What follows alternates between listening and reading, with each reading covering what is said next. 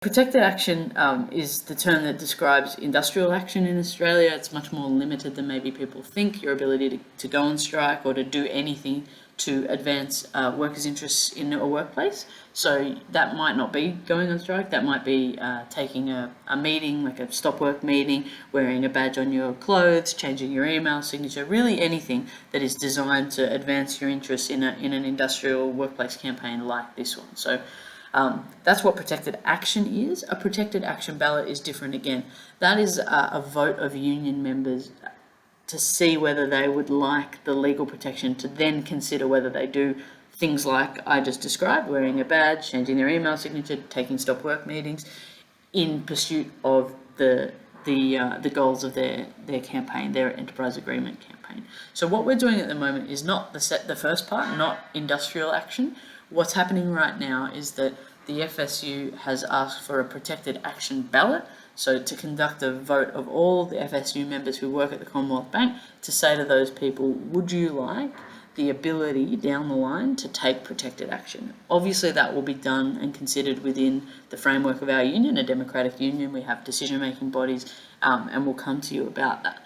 At this stage, all we're asking you to do is sign off on seeking the ability, seeking the protections, and to sign off on that in a way that shows the Commonwealth Bank that we know exactly what's going on. Our members are worded up. They know exactly what the tricks and slippery language the bank are using means, and that they're prepared to stand up in pretty big numbers to that kind of bullying and funny tactics that the bank are trying to do, particularly around, paying increases out by Christmas and expecting people to believe that it's, out of the goodness of their heart and not designed to undermine our campaign and to undermine our collective capacity. So the protected action ballot, what will happen in terms of like a time frame and how this will go.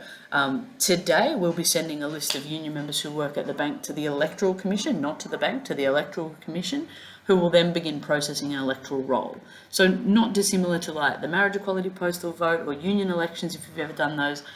You'll get a letter at some stage. If you don't get one by, say, the 5th of December, maybe the 4th, you can give a certain number a ring from the Electoral Commission. We'll make sure you have that number in an email and check what address it went to and change that if you need to. But that's what's going to happen. So make sure your details are updated by, we can send updates for the rest of the week. So you've got the rest of this week to update your details with the union, your address details.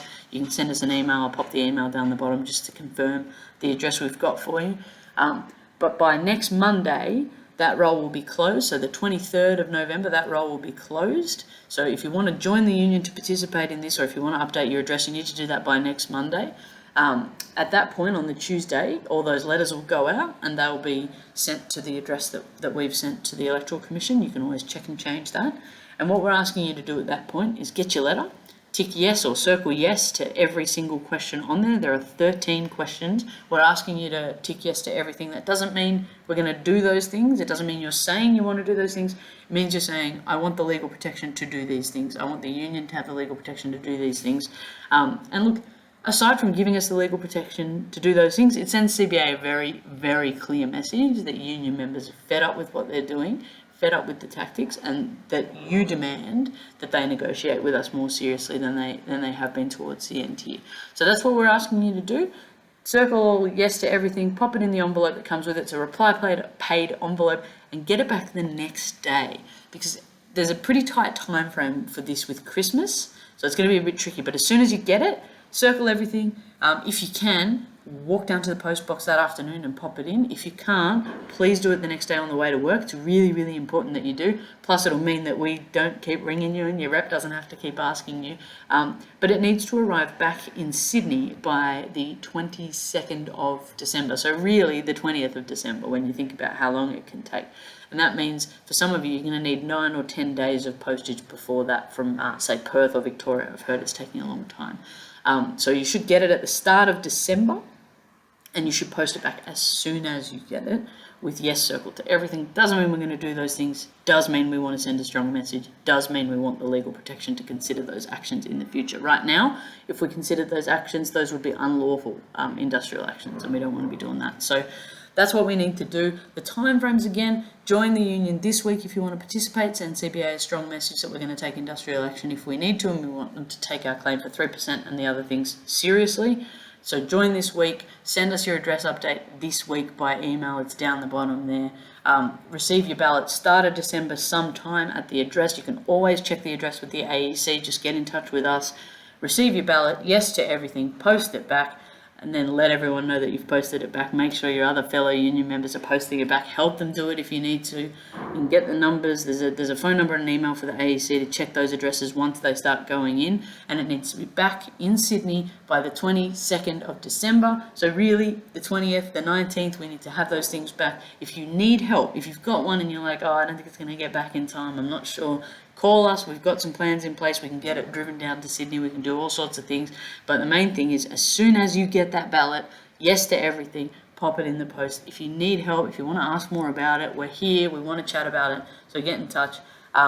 Let's send CBA a really strong message that union members who work at CBA are fed up with how this negotiation is going. They won't be fooled by partial pay increases and bad faith bargaining, and they will take protected industrial action if they need to.